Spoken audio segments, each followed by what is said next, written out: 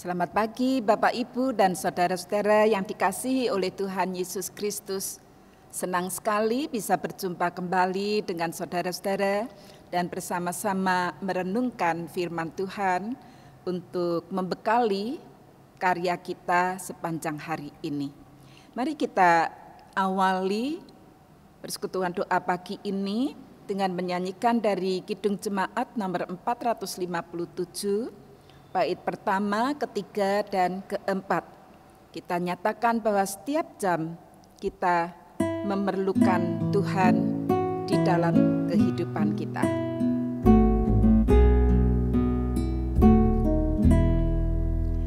Ya Tuhan, tiap jam ku memerlukan-Mu. Engkaulah yang memberi sejahtera penuh setiap jam, ya Tuhan.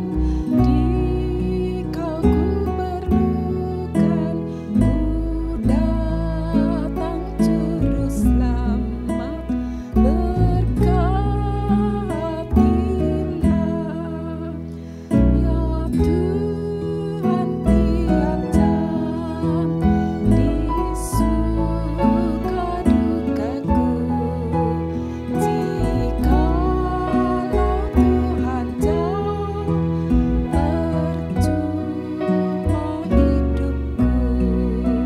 Setiap jam, ya Tuhan, Dikau ku perlukan, ku datang juru selamat, berkatilah.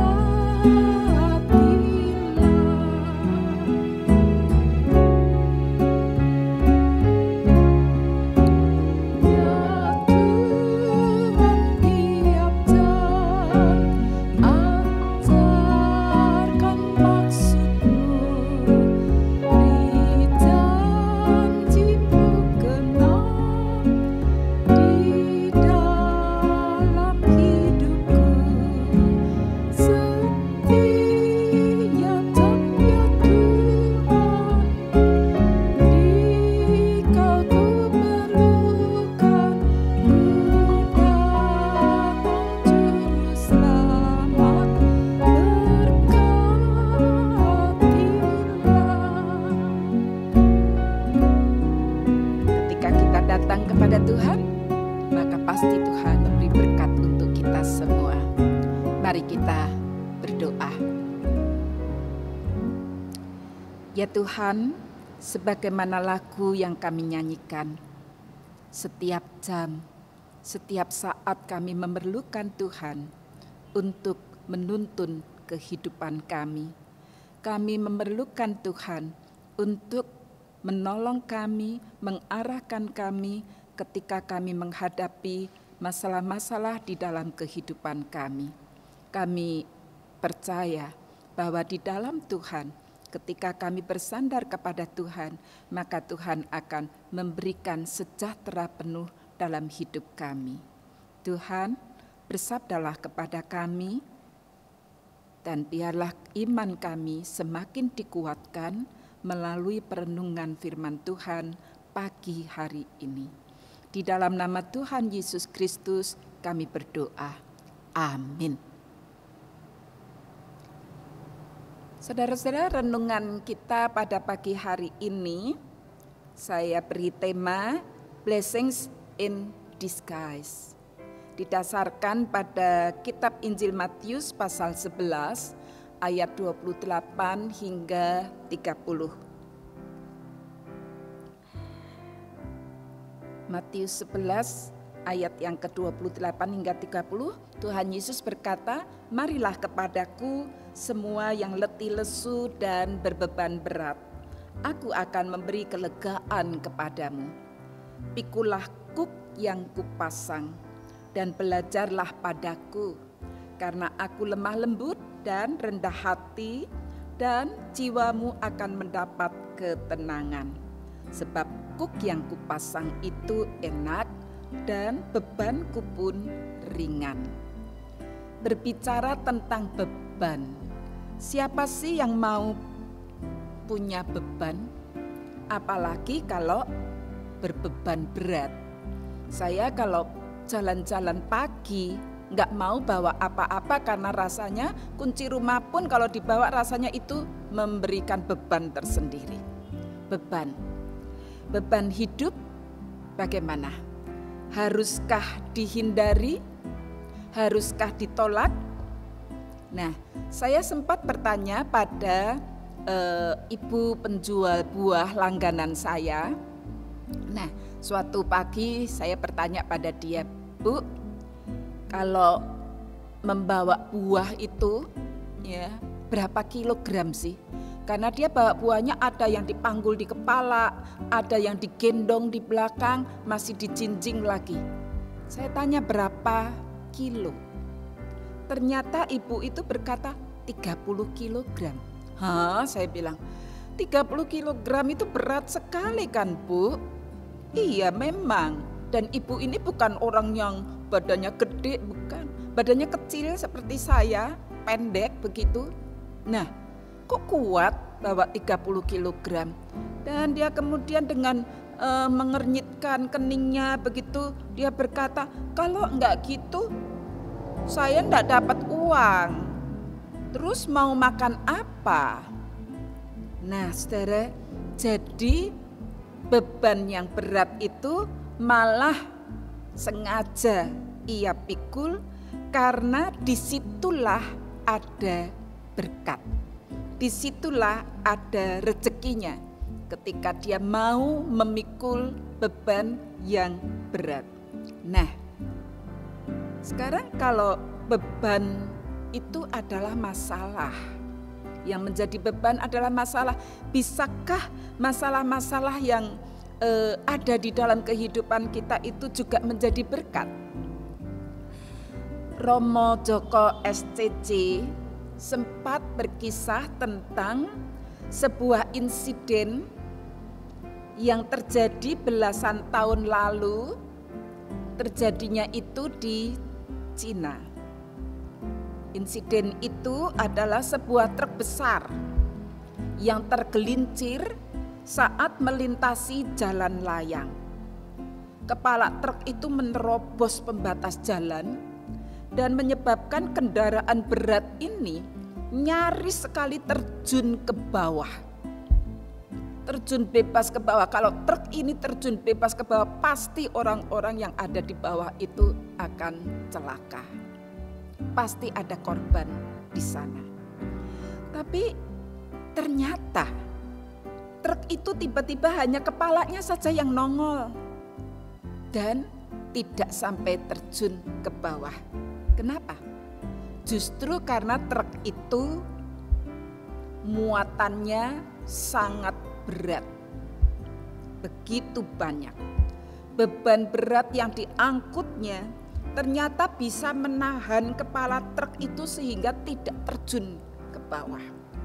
Nah, petugas keamanan datang melakukan operasi penyelamatan dan kemudian orang-orang ramai memberikan komentar tentang insiden tersebut. Mereka berkomentar bahwa terkadang ternyata beban yang berat itu malah menyelamatkan hidup kita. Nah, itulah namanya blessings in disguise. Saudara, ada pula yang sering kali kita dengar orang yang ketinggalan pesawat atau ketinggalan kereta api, ya, dan sempat menggerutu, "Saya masih melihat keretanya, tapi kok saya terlambat hanya 1 detik," begitu. Dia merasa kecewa karena berarti ya tiketnya sia-sia, terbuang begitu. Nah, saudara, ternyata setelah beberapa waktu lamanya terdengar bahwa kendaraan yang tadinya bakal akan ditumpangi itu ternyata mendapatkan kecelakaan. Dan dia barulah bersyukur kalau dia batal berangkat karena tertinggal. Itulah blessings in disguise.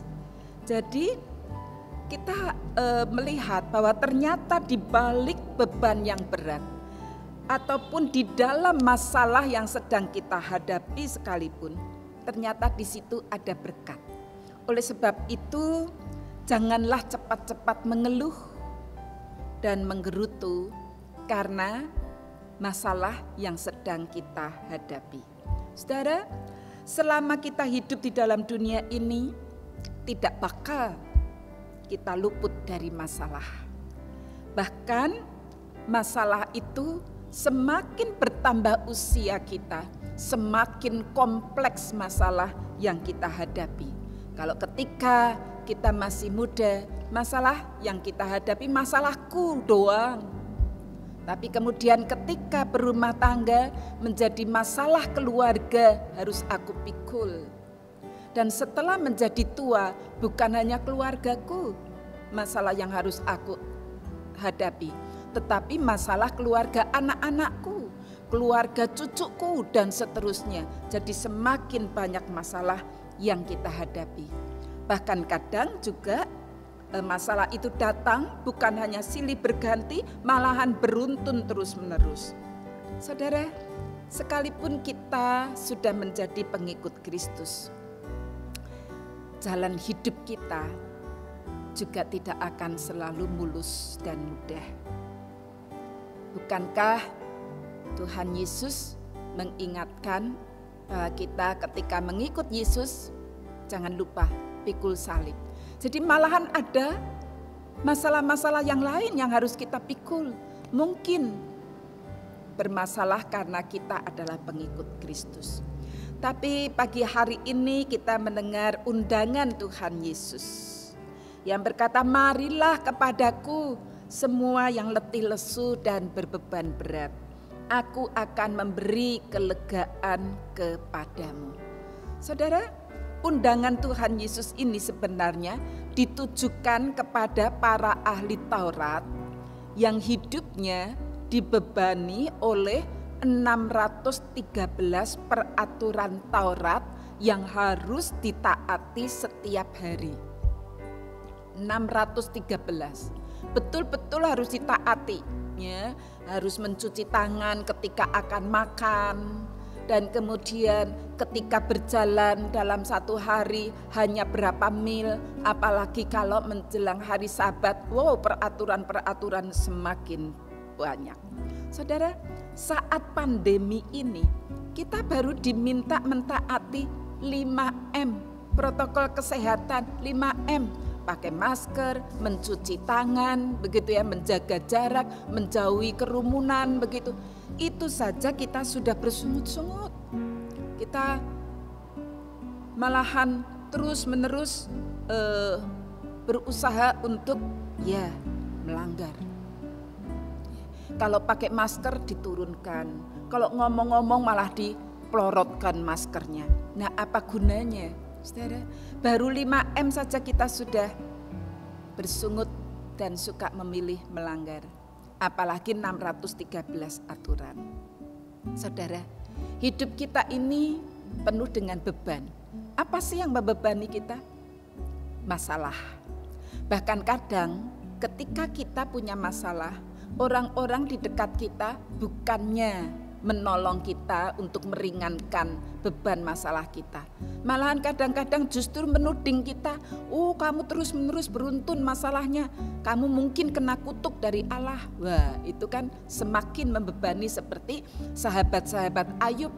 Bukannya meringankan, menguatkan iman Ayub dan menghibur, tetapi malah justru mengatakan pasti kamu berbuat dosa. Jadi itulah seringkali orang-orang di sekitar kita malah menambah beban. Bisa juga kita ini dibebani akibat kita melakukan kesalahan atau berbuat dosa. Kita akan menyadari akibat dari perbuatan salah kita, akibat dari dosa kita, ada hukuman. Itu akan menambah berat beban hidup kita. Nah, kita bersyukur karena kita punya Tuhan yang justru mengundang kita untuk datang kepadanya ketika kita berbeban berat. Dan Tuhan berkata, aku akan memberikan kelegaan kepadamu. Dengan cara apa Tuhan memberikan kelegaan? Apakah bebannya itu akan diangkat? Tidak. Ternyata Tuhan justru akan melegakan kita yang menanggung beban berat ini dengan justru memberikan kuk pada tengkuk kita. Kuk di dalam kehidupan kita. Kuk itu adalah palang kayu yang dibentuk sesuai dengan ukuran tengkuk lembu. Ya, kuk itu akan dipasangkan pada sepasang lembu yang dihubungkan dengan alat pembajak, dan kemudian lembu itu dituntun oleh pekerja ladang itu, ya, dan kemudian diarahkan, ya, supaya tanah di ladang itu semuanya rata dan gembur. Karena kalau tidak diarahkan oleh pekerja ladang itu, maka lembu itu pasti akan berjalan semaunya sendiri, apalagi sepasang, mungkin ada yang mau ke kanan, mungkin ke kiri, malah tidak terarah. Nah, jadi kuk itu sengaja dipasang di situ. Tuhan pasti menolong kita dengan cara kita dikenain kuk. Tuhan berkata, kuk yang kupasang itu enak karena pas dengan kebutuhan kita, ya. Dan bebannya pun akan menjadi ringan. Kenapa? Karena ketika kita dipasangi kuk itu dan kemudian dituntun oleh Tuhan, kita akan manut dan kita akan terarah, sehingga ketika kita betul-betul mengikuti tuntunan Tuhan, ringanlah beban kita. Jadi saudara, sama seperti pada saat lembu itu membajak, tidak dibiarkan berjalan sendiri. Demikian juga ketika kita mau menyerahkan masalah kita kepada Tuhan, membiarkan diri kita dipasangi kuk oleh Tuhan, berarti kita siap untuk diarahkan oleh Tuhan, dituntun oleh Tuhan, maka disitulah kita akan mendapatkan solusi dari masalah beban hidup kita. Jadi saudara, ketika kita berbeban berat, mari kita datang kepada Tuhan. Dan mari kita biarkan Tuhan menuntun jalan hidup kita, mengarahkan kita. Kita tinggal mentaati tuntunannya saja. Saudara, beban berat ternyata bisa menjadi berkat. Yaitu apa? Ketika kita berbeban berat, maka kita berseru kepada Tuhan. Kita ingat Tuhan, kita dekat dengan Tuhan. Dan beban berat itu justru akan membuat kita yang biasanya jalan menurut mauku sendiri, berjalan menurut kehendakku sendiri, kini pasrah pada tuntunan Tuhan. Oleh sebab itu, kata Romo Joko, berhentilah minta Tuhan mengangkat beban hidup kita, melainkan mintalah tuntunan dan kekuatan dari Tuhan. Percayalah, maka kamu tak dibiarkan sendiri menanggung bebanmu. Seberat apapun masalah yang menimpa hidup kita, Tuhan menjagai kita, mengarahkan kita, dan menuntun kita keluar dari masalah hidup ini. Amin. Mari kita berdoa. Ya Tuhan, kami bersyukur karena kami punya Tuhan yang begitu peduli dengan permasalahan hidup kami. Kamilah yang seringkali lari mencari pertolongan di tempat lain, sehingga kami tidak bisa menyelesaikan masalah hidup kami, malah semakin ruwet. Kami bersyukur karena sekarang kami mengingat akan undangan Tuhan. Ketika kami berbeban berat, malah kami bisa hidup dekat dengan Tuhan. Ketika kami berbeban berat, malah kami belajar untuk mentaati akan kehendak Tuhan. Terima kasih ya Tuhan, karena apapun yang terjadi dalam hidup kami, ternyata Tuhan turut bekerja untuk sungguh-sungguh mendatangkan kebaikan bagi kami semua. Tuhan, pada saat ini kami mendoakan bagi anak-anak-Mu, bagi anggota jemaat dan simpatisan yang saat ini tengah berbeban berat. Masih dalam situasi pandemi COVID-19 ini, banyak sekali yang berbeban berat. Tetapi banyak di antara anak-anak-Mu ini juga justru dipakai oleh Tuhan untuk membantu meringankan beban sesamanya.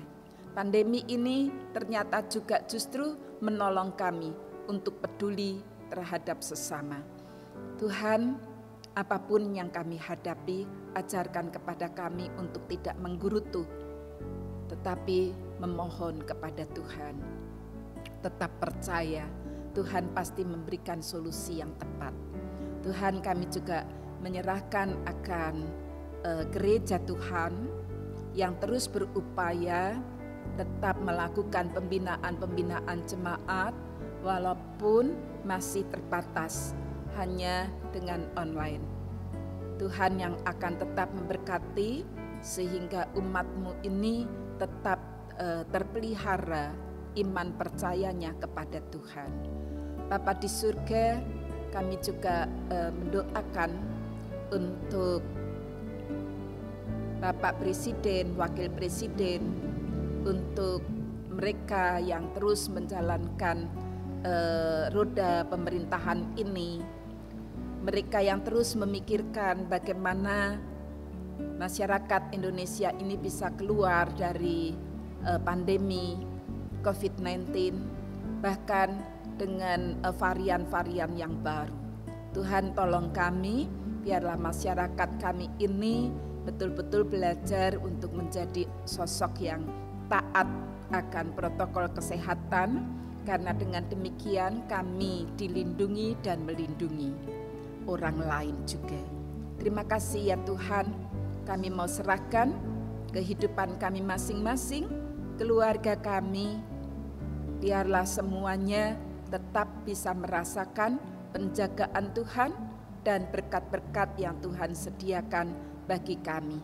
Kami pasti akan tetap terpelihara dengan baik karena kasih setia Tuhan semata. Di dalam nama Tuhan kami Yesus Kristus, kami berdoa dan mengucap syukur. Amin.